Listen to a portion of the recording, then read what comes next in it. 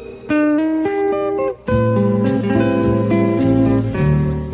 my gente, how are y'all? Welcome back to my channel. This is Louisa Likes Books. I am, in fact, Louisa, and today I've been seeing a couple of booktubers doing this tag, and it's because it's literally the mid-year. So I figured we would do the mid-year tag. I've seen these questions. I don't know how many questions there are, to be honest with you. I'm gonna do my best to respond to them as best as possible. I feel like I talk a lot about TBRs and what I want to read instead of the books that I have read, and so far, according to my story graph, I have read 54 books. Yeah, according to my story graph, I've read 54 books out of my 100 yearly goal. Last year, I did read more than that. It really isn't a competition. This year, I'm recording and producing a lot more content, so I figured should just keep it at 100. Anyways, so let's get to these questions. I didn't stop and think about these questions before I started recording, so we're figuring this out together. The first question says, best book you've read so far in 2025. This is actually pretty hard because for me, it really depends on what the vibe is. That's why I never tell people, like, the question, what's your favorite book, is impossible to say, because it's like, do you mean alien romance? Do you mean historical romance? Do you mean contemporary? Do you mean mafia romance? Do you mean classics? What do you mean? What do you want? What do you want? It's not that simple. What do you want? Right? So it depends. I've read a good amount of 5-star reads this year so far. Oh my gosh, I can't. Okay, I'll give you 3, and I'll try my best. I was going through the questions really quickly. Even though I hadn't thought of the books, I'm gonna try my best to not repeat books. For the best book, historical, I absolutely have to say Indigo by Beverly Jenkins. I've been saying this since I read this. It's the perfect historical romance for me. It has plot, it has spice, it has development of both the main characters. It has like good historical feedback and context. It has yearning. It has so many of the tropes that are so well loved on, like, currently on BookTok and BookTube that she's been writing for decades now. They're both working in the cause, and it's kind of like a forbidden romance, but also secretly he's super rich and starts like low-key stalking her and buying her stuff. She also is kind of like that FMC that doesn't want anything handed out to her, but at the same time she needs to have some type of help. It's so good. I would say definitely check trigger warnings, not necessarily trigger, just content warnings, because it does deal with slavery. They both work in the underground railroad, so I wouldn't say it's that graphic. I feel like every other book by Beverly Jenkins, she treats these with such good historical context. Historical romance, definitely Indigo by Beverly Jenkins. I love her. She's sweet. This is amazing. I need to reread this and tab this, actually. As for alien romance, I need to give you 2. I'm sorry, I said only one per. These are both way too good. First of all, Bewitching Brago. I cannot wait for the covers to come out for the rest of the series and discrete covers. And this was so good because it felt like such a good payoff from all the little crumbs that we would get from Brago throughout the whole series, and now you get to understand how resilient and how giving he is, but also how amazing it is to see him receive love and receive all the care that he has always freely given to everybody by his mate. And I will say, it's pricey as fuck. If you like size differences, this is for you. It's amazing. This is really good. But also, it develops the plot that we've been building throughout the series so well that I'm like, oh my gosh, I really want the next one already because I want to know what happens. As for the other alien that I really liked, and I gave it 5 stars, is Wed to the Alien Prince. This was a new series, and technically it's also a new to me author. Wed to the Alien Prince is the second of the Accidental Alien Bride series by Jenny Rebel. Like I said, I hadn't read anything by her, so I didn't really know what to expect. I knew by the covers, which are really raunchy. I knew by the covers that it was kind of like green lizard-ish alien type of series, which obviously, as we know, I really like. So I was ready for it, but I didn't know if I was gonna like it as much, like As Planet Barbarians, as the Clacanian series. So I was like, I don't know. But this was so good, especially because, and I keep telling people this, especially because the difference in all this series compared to all the other series that I have read and loved is that the girls are bad ass, okay? And I feel like we throw that word around a lot, but they are so badass, is insane. They're already introduced to us as highly trained soldiers, right? And imagine like NASA sending an only female team that are highly trained, highly skilled, and tasked to do some type of diplomacy species this alien planet. And this is not necessarily spoiler because you kind of know that earlier on. They are basically sent by the Alliance, unbeknownst to them, for all of them to get married to the aliens as a trade-off for Earth to receive a bunch of very necessary technology. And then there's something that happens in the plot that they all get scattered throughout this like jungle of a planet, which is another difference too. Ice Planet Barbarians and some other alien romances are like an ice planet, right? They're like super cold and like trying to survive in the wilderness. This one, they're super hot, is like an Amazon forest, and obviously I'm Brazilian. That's the first thing I'm gonna think of. And something happens in every book, which I loved that. Something happens in every book. The skills that the girls have are actually the ones that are necessary and what saves them, honestly. And all the guys are like, my mate is so wonderful.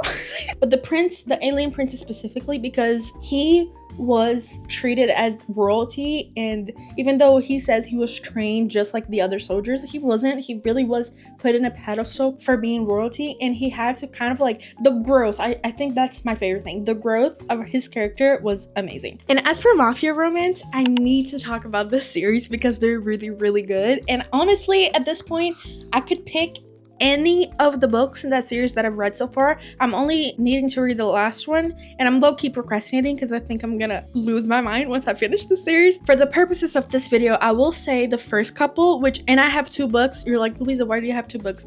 Because they are about the same couple, and it's the same couple throughout the first 2, and then after this, every book has 1 couple, right? But this is the type of series that you absolutely have to read in order, because otherwise you're not gonna understand anything that's happening plot-wise. And I specifically want to talk about this book. The books is The Predator and the Reaper by Runix, because of how much we see them growing from horrible conditions. He basically does not speak. Tristan Kane is like this anomaly, it says in the back of the book. Like, he basically does not speak. He's extremely trained, has been formally tortured, and like is known to be an unstoppable force, is known to be the predator, right? And I will say, every time the title of the book shows up in these books, I'm like so freaking excited. And she, Morena Vitalio, is the daughter of the rival mafia. They find themselves in a situation where her dad is a horrible human being, and he ends up protecting her in some way. And the possessiveness and how like in love with each other they are, but also how much they respect each other. She's incredibly smart, and you see that even more throughout the whole series. And he's like not really just the muscle, but also the calmness, the safe harbor for her, and it's so good. So worst book you've read so far in 2025, I will say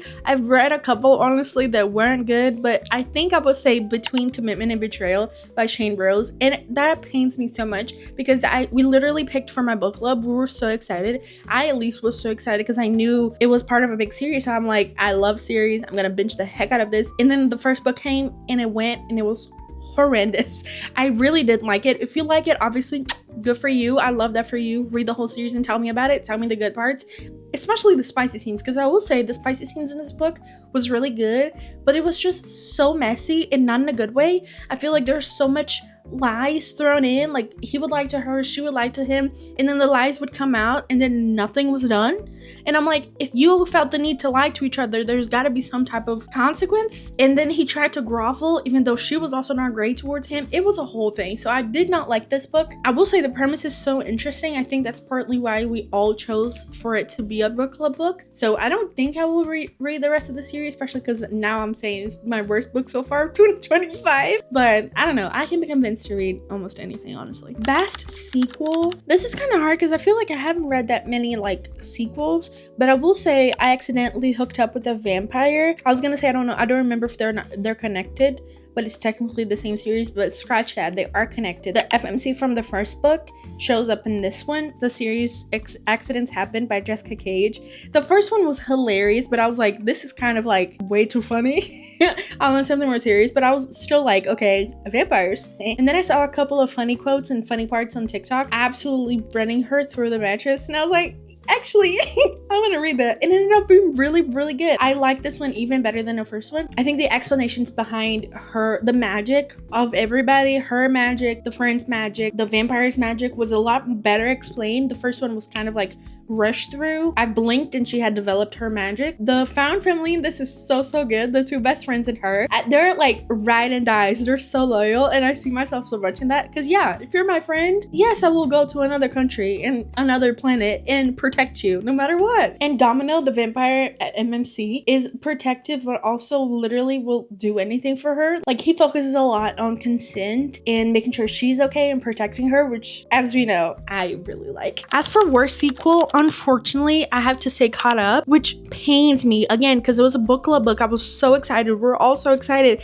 We were rooting for you and you disappointed us. My hopes were so freaking high, to be honest with you, because I absolutely adore Lights Out. The audiobook is absolutely top tier. This is one of my favorite audiobooks ever. Sure, it's a stalker romance, but it's so wholesome. There's so many funny parts, and the little bits that we had been introduced to about the MMC of the second book, I was like, okay, it's gonna lean more towards mafia, because he is in the mafia. He's the son of a very powerful mafia guy and the cousin of the FMC of the first book. So I was like, okay, it's not gonna be as stalkerish, because Josh is a stalker, sure, but he's not very much into like all the death and killing. He's more like cybersecurity type of stalker. Nico of the second one is very much a mafia guy. We had no connection to the characters. Kind of understood that his main problem the whole book was that he wanted to break off from the family and not be under his dad's thumb, which I understood, but like, why? The spice, I will say, there's actually two church scenes that were actually really good.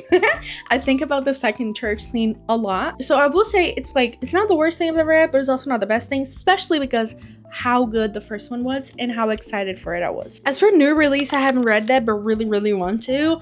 Definitely King of Envy. I have 2 copies of this book, which is not normal for me. The MMC is also another one that we've been seeing throughout the whole series that I'm really interested in, and the FMC is really freaking hot. So I'm like, it's Anna Huang. I love Anna Huang. We know this. I know this is gonna be good, but honestly, because I know it's gonna be good, I'm scared I'm not gonna like it. I'm scared, just like Caught Up, honestly, I'm scared that I put so much expectations that I'm not gonna like it as much.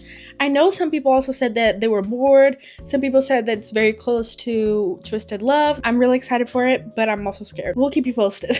As for the most anticipated release for the second half of the year, honestly, I don't have that many, because I know there were so many in the first half of the year, like April, May, June, were so heavy with new releases, including some that I haven't been able to read yet. Then I was like, okay, I need to slow down on the second half of the year. But I will say, Soul Searching by Lila Sage, I'm honestly really interested in this. This is gonna be like the second series that she writes. In the first one I loved so much with Done and Dusted, Swift and Saddled, and the last one I actually am currently reading. I don't know how she's gonna move forward from that, but also I'm interested to see gothic elements that she said she's gonna add with the Western elements that we love so much. So we'll see how that happens. It's supposed to come out 30th of September. This was an easy one for me. The biggest surprise of the year, definitely Pucking Around. I was so convinced by all the discourse on Book Talk around this book and around this whole series, honestly, that it was just gonna be like run-of-the-mill hockey smut. I was so wrong. This is so good, especially if you read the novellas, Pucking Ever After 1 and Pucking Ever After 2. Oh my god, this was so freaking good. Elements of found family,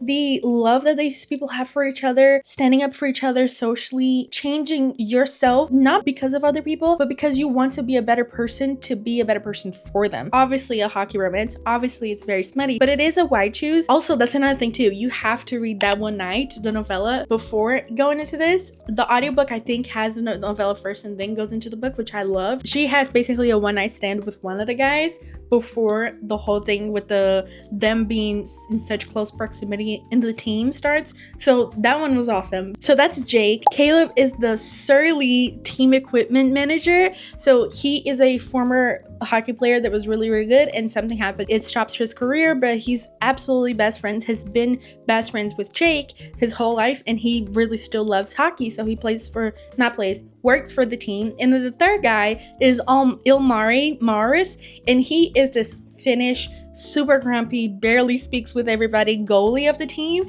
And my love for goalies grew exponentially. I didn't even know I liked hockey. And I was like, okay, I kind of like hockey. And then he was introduced and I was like, I don't only like hockey, I love the goalies. Protect them at all costs. Because number one rule of hockey, do not touch the freaking goalie. And I will reiterate, you absolutely have to read the novellas afterward, because the payoff of seeing them move forward as a family and growing family, oh my gosh, so good. As for favorite nerd author, this is bittersweet, honestly, because I know I'm never ever gonna be able to read anything else by her. Definitely the Mindfuck series by St. Abby. 100% check your warnings. This was a journey. I felt all emotions at all times. The revenge, the feminine rage that it fueled me while reading and after reading this book was absolutely amazing. And I will say this is bittersweet, and I didn't explain it because St. Abby apparently is not with us anymore. She passed away. Internet does not seem to make its mind why or how she passed away. St. Abby. It is a pen name, so we don't really know her real name. Either way, I'm so upset that I'm never ever gonna be able to read anything by her.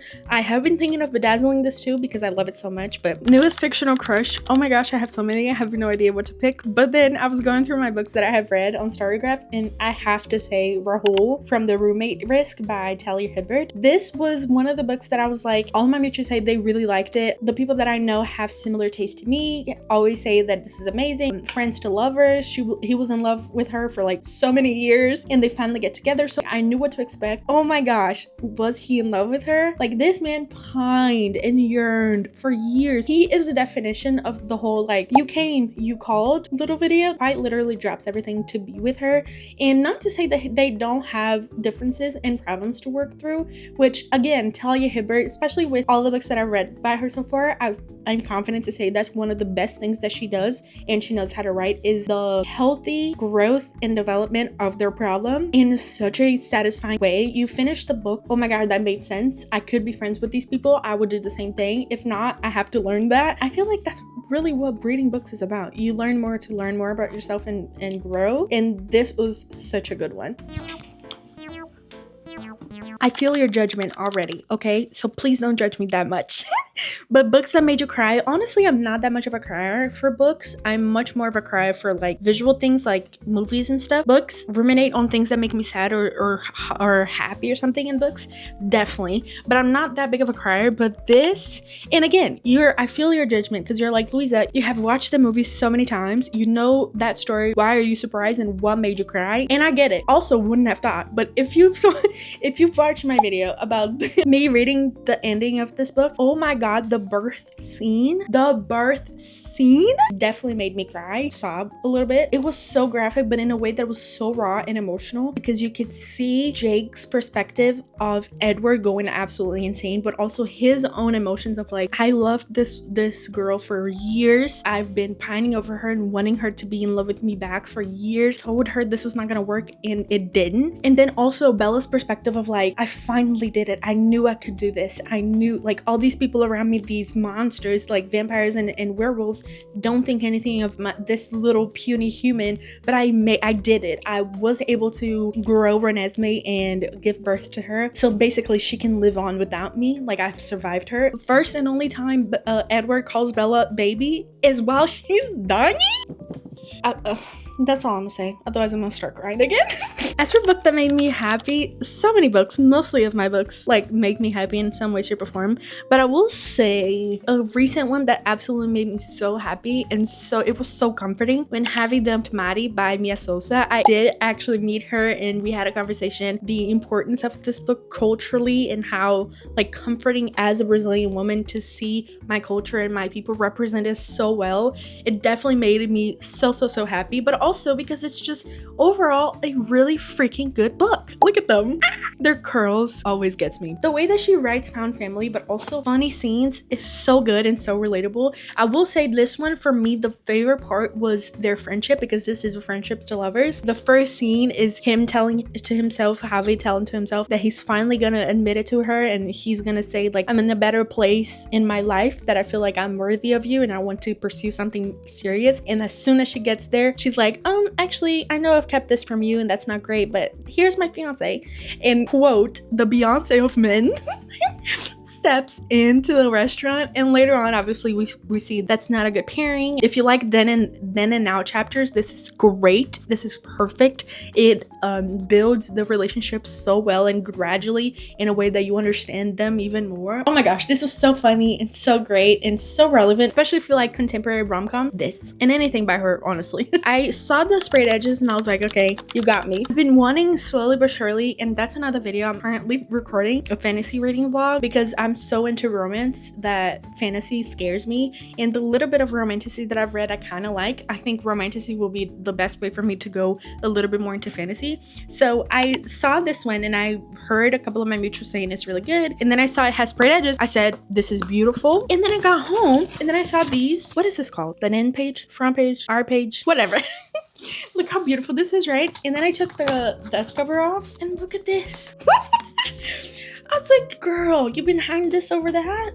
This is also beautiful. So yeah, I think most beautiful so far, definitely this one, especially because I'm primarily a paperback girly, so they never give us pretty books like this. Publishers gives us sprayed edges. I will buy it. So if you want to see my comments and my thoughts reading Shield of Sparrow by Daphne Perry, I've never read anything by her, and again, it's romantasy and I'm low-key, high-key scared of it. So watch out for my next video. And last but not least, what books do you need to read by the end of the year? I won't say I need it because I'm 100% a mood reader. I basically never did TBRs because that don't work. If I feel like reading some, I'll just pick it up and start reading. I will say I have a 25 books for 2025, and I'll put here the little graphic that I did. I've read a handful of them already, so I want to get to them hopefully by the end of this year. So if you've seen any of them that you like, that you have read, that you've heard good things about, let me know. I think this one, I have a good mixture of like Hunting Adeline, which is like obviously stalkerish and darker. Life's Too Short, Abby Jimenez. I've never read anything by her, but I feel like it's a good contemporary romance to go into. Out on a Limb, another one that my mutuals love that I haven't been able to read yet. But also other ones like Spiral for Need, which is a werewolf shifter that I have read another series by her and I absolutely loved. So I want to read that one series too. Whispers in the Deep or something like that. Seems so out of the box, but so like he's a merman. I don't think I've ever read any shifter romances that he actually turns into a merman, so I'm excited for that one too. And historical, like Lisa Kleypas is gonna be my first ever Lisa Kleypas. I'm excited for that. So I think that's it. These are the only questions that I found about the mid-year tag. If you have other questions, if you have answers to the questions, please let me know in the comments. I would love to know. What's your biggest surprise this year? What's your least favorite book? I feel like reading is so subjective. Some people love the books that I hate, some people hate the books that I love, and that's totally fine. I would love to know, and I would love to know your answers. For today, that's it. I will go back to recording my reading vlog of me reading fantasy. Wish me luck. Okay, bitch, bye.